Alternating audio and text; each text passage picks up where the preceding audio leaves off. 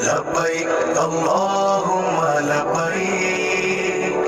لبيك لا شريك لك لبيك لبيك اللهم لبيك لبيك لا شريك لك لبيك শুভ্র পোশাকের ইহরাম জড়িয়ে আল্লাহর ঘর যাব জিয়ারতে শুভ্র পোশাকের ইহরাম জড়িয়ে আল্লাহর ঘর যাব জিয়ারতে